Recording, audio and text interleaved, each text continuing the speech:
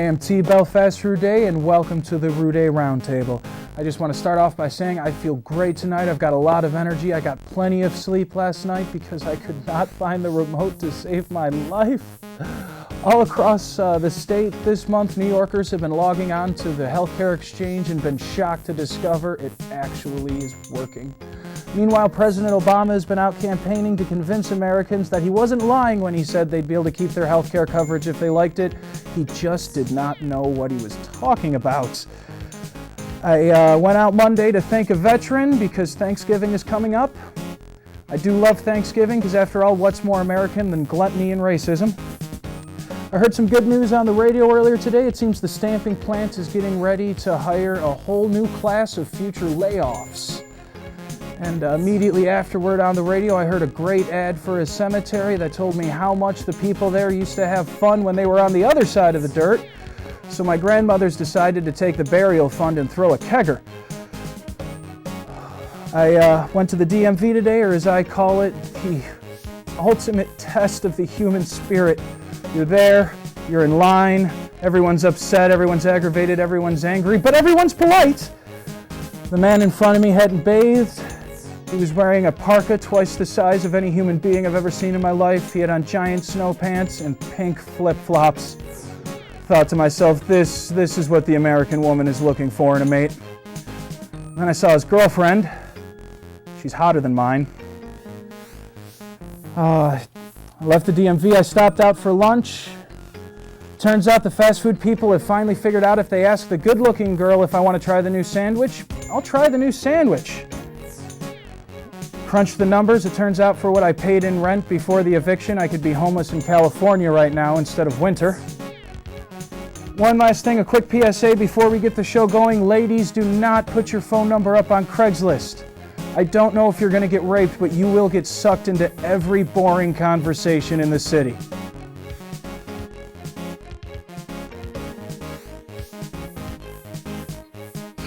Please.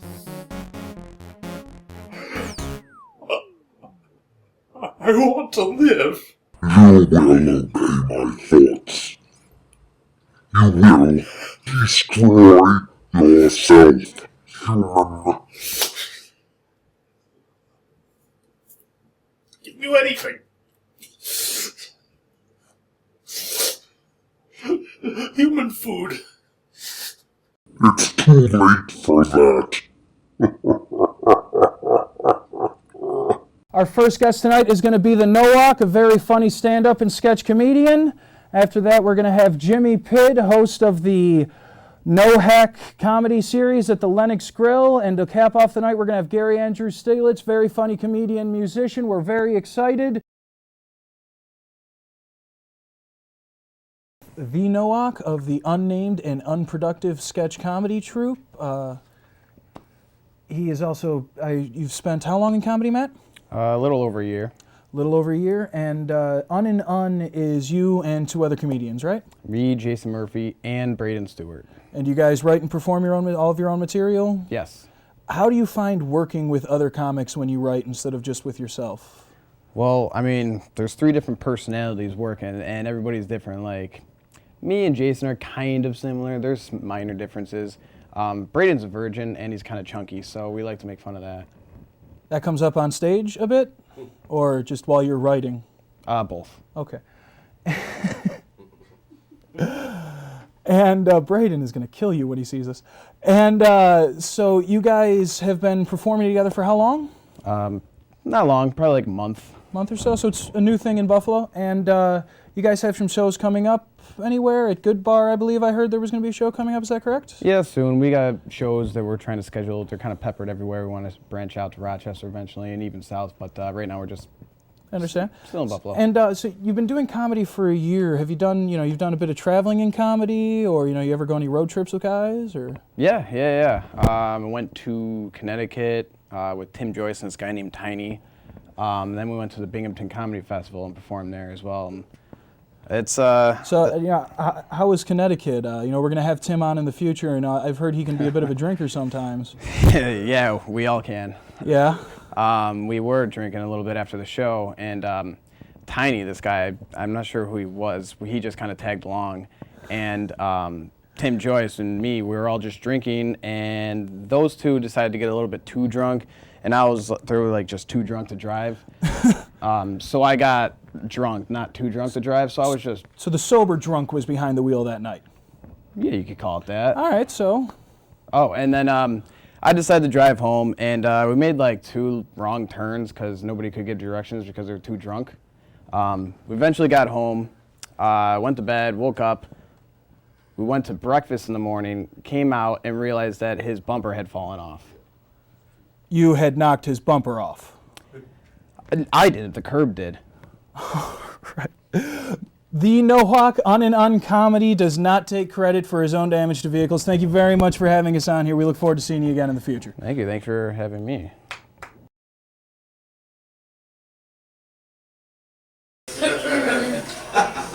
And you know, guys, every chick you meet today, what kind of car you drive? What kind of car you drive? All right, the 7. Sure not fun going on dates, you know, you can't tell no chick. Move this corner, 756. Give or take an hour or 2. And do yourself a favor if you ride the bus. If you're out the bus driver being late, do it inside the bus. See this scene happen all the time. Bus pulls up, guys like, you know long I've been waiting. They will leave your ass there, okay? They don't want to be there just like you don't want to be there. The bus sucks. Go to a lot of rock concerts. You guys like rock concerts? I love going to concerts. I just hate the people in my section. I wish you know when you're buying your tickets, who's in my section? Do they look cool? They buy a family pack and then there'd be kids here at this concert. And it became cool to bring your kids to a rock concert. I missed a meeting or something.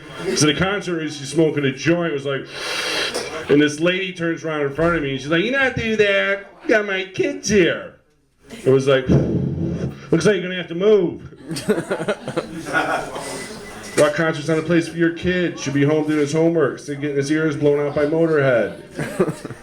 And going to concerts 101, bring your own weed. Sick of going to concerts. Man, if you're in my section, cool, we'll party balls all night. This guy come into our section one time and was like, "Hey man, saw you from over there.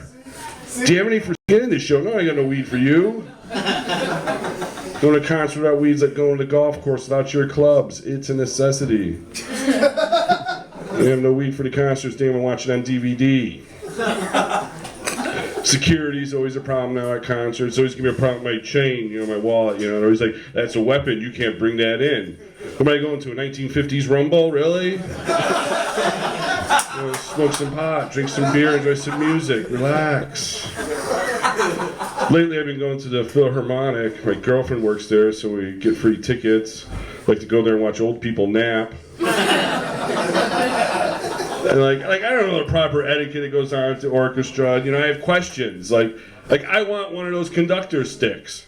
Like, how come that conductor doesn't throw that out like the drummers do at rock concerts? How come he's just not like, "Yeah"? And what's the difference between a cover band and an orchestra? They're both playing some old rehashed stuff, right? These are the questions I have.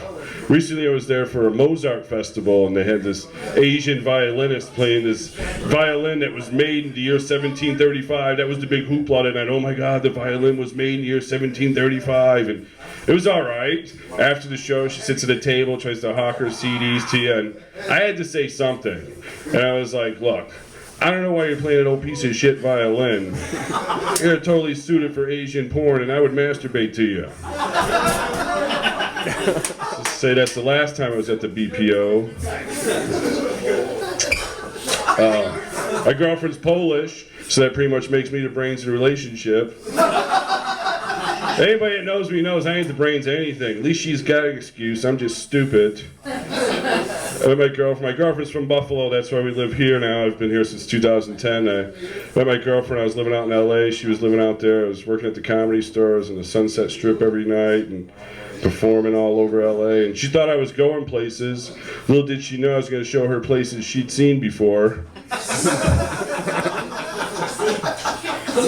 Girlfriend ever get mad at you for agreeing with her, guys? She's going to the grocery store the other day. I said to my girlfriend, "Hey, I'm going to the grocery store. You want me to get some ice cream?" She said, "No, I'm too fat already." I said, "Yeah, you're right. I won't get no ice cream."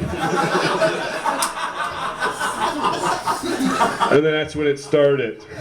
"So you think I'm fat?" I said, "No, you're right. I'm wrong. I won't get the ice cream." That was Sunday all day. He has performed in Chicago, Los Angeles, London, Bristol, Camden. He is now here in Buffalo. I'm very pleased to welcome the very funny Jimmy Pidd.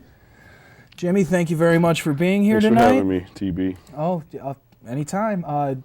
You are now the MC of the No Hack Comedy Showcase at the Lennox Grill, is that right? Yes, we've done like 2 shows. We're going to do the third one November 21st.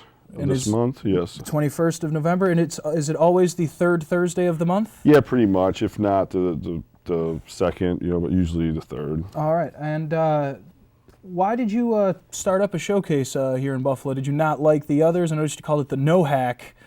Well, I wanted MC experience. I don't really have a lot of MCing experience, so I wanted to just run a show, but I didn't want to do an open mic. I just wanted to do like a 3 comic, get it over, done with in an hour. As someone who's had to run an open mic, I do not blame you for that no at marathon, all, my friend. no Not marathon at of all. by the 5th comic, the audience is just like, ugh. So I mentioned you used to work out in L.A. That was earlier on in your career. I imagine you had to have a lot of day jobs to keep yourself going out in L.A. I mean, what did you do early on in your career to keep yourself fed while you were out there? The first job I ever had in L.A., I was working at a warehouse. We had to roller skate. The warehouse was so big that when I called them for the job, they were like, "Do you know how to roller skate?" And I was like, "What does roller skating got to do with working in a warehouse?" They're like, "Well, the warehouse is so big that you got to roller skate around to pick the orders." And it's like 6 sections. It was like a huge auto parts manufacturing, like any place Napa Auto Parts or getting all their parts. If you're opening a garage, you get everything you need here. Yeah. So you're just pretty much roller skating around throughout the day, hour lunch, take the skates off, get back on them. You're in California, of course, people are, you get back in the skates. It was a fun job. Lost a lot of weight there. Lost a lot of weight. Well, I got skinny. I'm a little. And I know you worked the door at a couple places while you were out there. Did you ever, run into anyone who you really remembered? When I worked at the comedy store, I was at the comedy store for a few years when I was living out in L.A. And my worst celebrity story, I'll tell you. I was in the comedy store main room, checking IDs out in Sunset, right up the sidewalk, and Robert De Niro walks by, this guy in a suit, and it's Robert De Niro, and he goes to this sushi place next door having a business meeting or whatever. So I run back, I get my camera, I usually brought a disposable camera with me for cases like this, sure. to get pictures. And so all I got to do now, I'm waiting for him to come out of the restaurant. It's like a couple hours. I'm still working the door for a couple hours, so I know he's going to come back this way. I'm going to be there. And I'm going over in my head. All I got to say is, "Hey, Robert, huge fan. Can I get a picture?" Hey, Robert, I'm nervous. This is Hey, Robert, I'm a huge fan. This is Travis Bickle. This is Jimmy the Jet. This is Robert De Niro. Sure. So he comes out of the restaurant. All I got to do is say, "Hey, Robert, huge fan. Can I get a picture?" Comes by, walking out. What do I say? "Ain't you Robert De Niro?" He says, "Oh, I get that all the time." Starts walking away. I jump out in front. I'm like, no. Ain't no guy looking like Robert De Niro, and this guy in the suit coming out of that place walking like Robert De Niro. Thanks for coming. The 21st of November, right? 21st of November. All right, thank you for coming, Jimmy. Thanks for having me, Pleasure TB. to have you.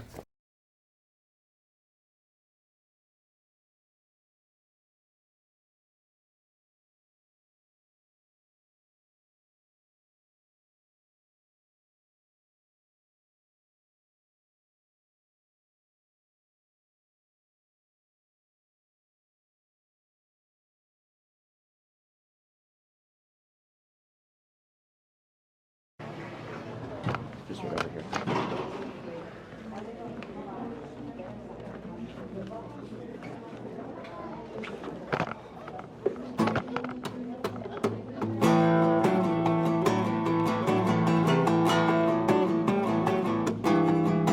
Hurry through Missouri, got a show in Minnesota. Tomorrow night it's Oklahoma City, Oklahoma. Stop the bus in Wichita, top it off and change the oil. Tucson ain't too far to me. The West has its possibilities. In California, you're the one. California, here we come. Whoa, well, it's country across the country all the way. And it's country all across the USA. Alright. Tonight we'll play in Buffalo. Turn on the radio, it's 30 below. I never should have left Santa Fe, New Mexico. Utah beauties and Texas cuties. In Jacksonville, they're singing to me. Alabama, Mississippi, way down south to New Orleans. Whoa, well, it's country across the country all the way. And it's country all across the USA. Everywhere I go, I hear Patsy Cline. Do-do-do-do, do-do-do-do. The way she sings, don't she blow your mind? It's crazy. Old school rockers really held the bash. Listening to Willie Nelson, Johnny Cash. Oh, it's country across the country all the way. And it's country all across the USA. Hey, we're done. Thank you so much. What are we doing? This is a project called the Gateville American Project, where we bring music to people who don't expect to see it. We just do one song. We try to be unobtrusive and just be happy to be here. So y'all have a good day. Take care. Thank you.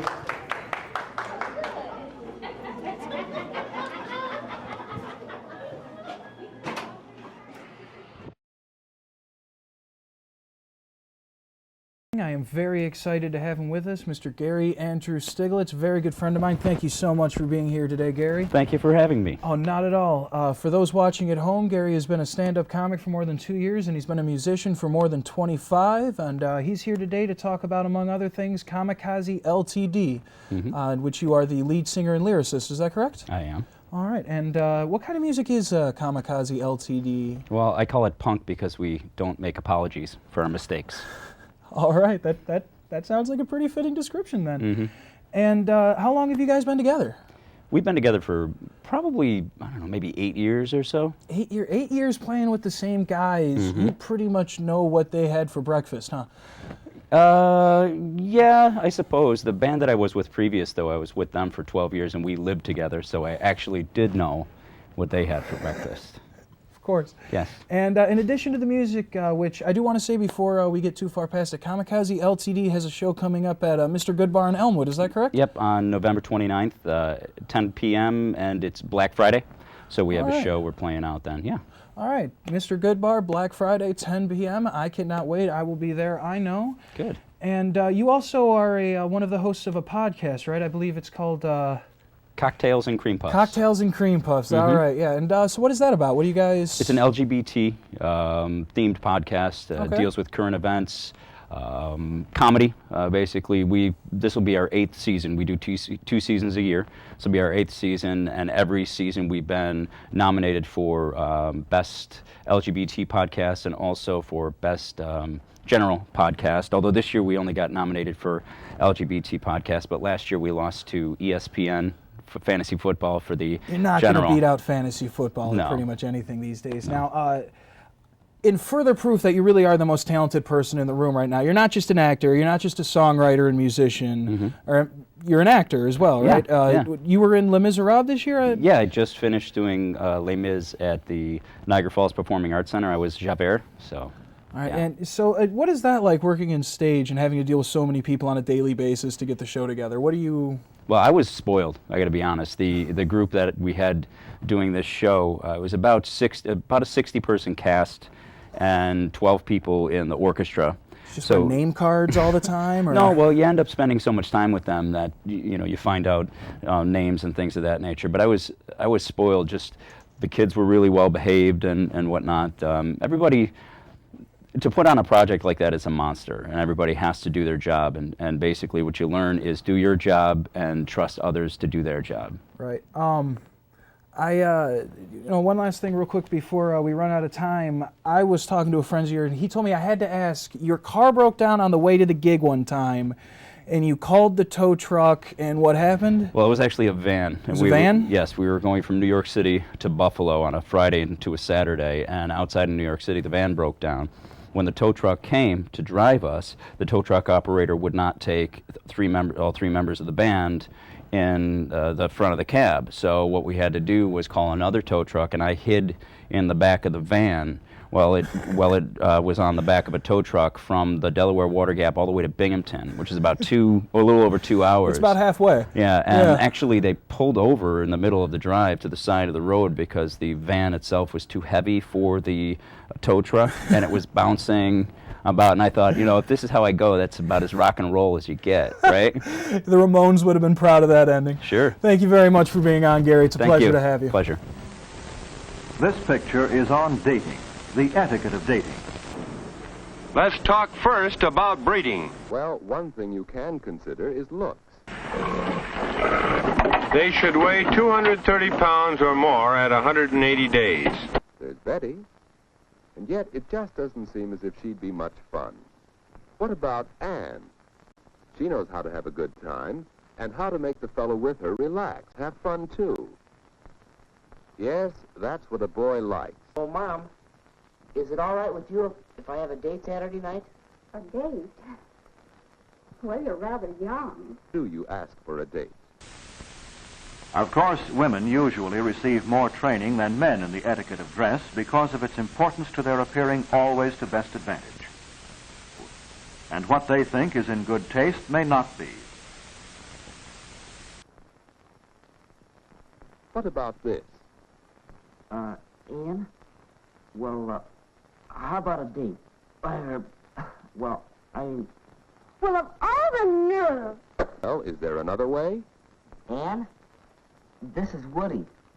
Well, I have a ticket for the High Teen Carnival Saturday, and, well, would you like to go? Well, really? No thanks, Woody. Well, shall I pick you up That would be fun. Yeah. I think the important thing about a date is leave your boyfriend enough money so he'll ask you again. To avoid contamination, everyone has to pass through a foot bath of disinfectant. Mom, do we have any cleaning fluid? I took my date seriously. Flowers. Anne won't expect flowers because there's no law against it. But I don't have to. You don't need to.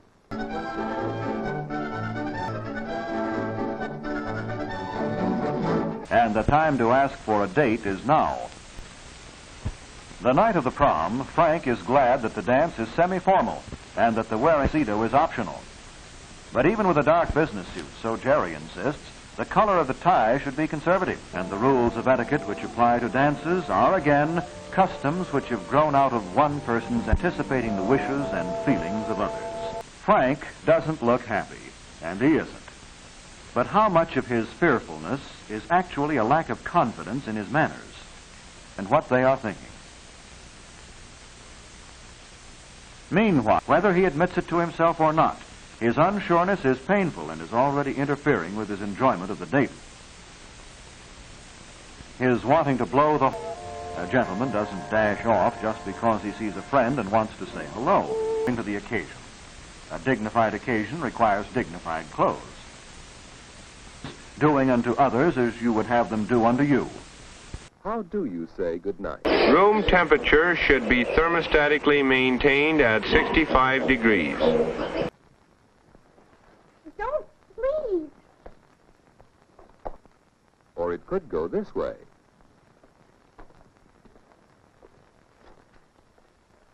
Well, so long. But most girls are inclined to overdress. Mother is called old-fashioned.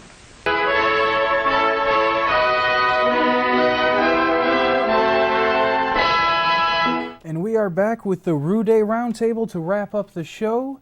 This week's letter comes from a young girl in Depew. Dear Belle, I am writing because I have a problem with my boyfriend. A woman he works with bought them a pair of tickets to see his favorite comedian.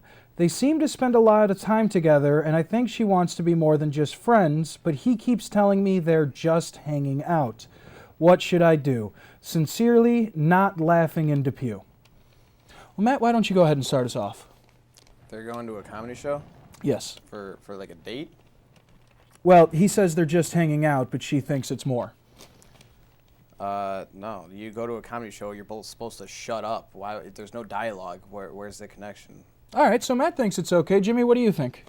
So the guy is asked to go out on a date? No, it says that she bought them a pair of tickets. She bought the tickets, and so she's wanting to take the guy out on a date. So yeah, of course, you know, she wants it to be more than friends. I mean. All right, so you think our writer's right in that there's a problem? Well, yeah, the problem's with him. He needs to make a move here.